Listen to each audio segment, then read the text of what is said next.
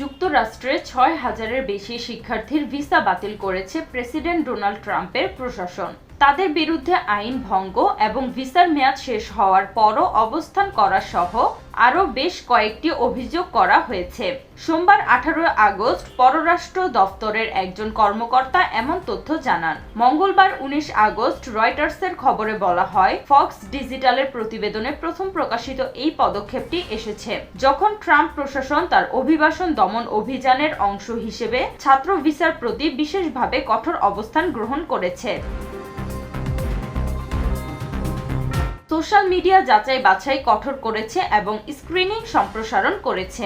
এছাড়া এই বছর পররাষ্ট্র দফতরের নির্দেশনায় মার্কিন কূটনৈতিকদের এমন যে কোনো আবেদনকারীর বিরুদ্ধে সতর্ক থাকার নির্দেশ দেওয়া হয়েছে যাদেরকে ওয়াশিংটন যুক্তরাষ্ট্রের প্রতি শত্রু ভাবাপন্ন এবং যাদের রাজনৈতিক সক্রিয়তার ইতিহাস রয়েছে।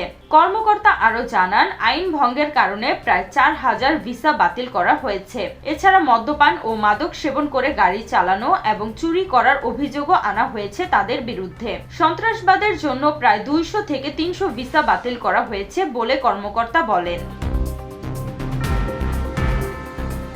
যে সকল শিক্ষার্থীর ভিসা বাতিল করা হয়েছে তারা কোনো গোষ্ঠীর সমর্থনে ছিল তা কর্মকর্তা বলেননি।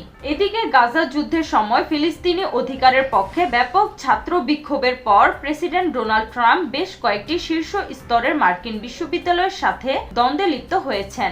অভিযোগ করেছেন যে তারা ইহুদি বিদ্বেষের ঘাঁটিতে পরিণত হয়েছে। হার্ভার্ডের সাথে দ্বন্দ্বেও তহবিল বন্ধ করে দেয় ট্রাম্প প্রশাসন।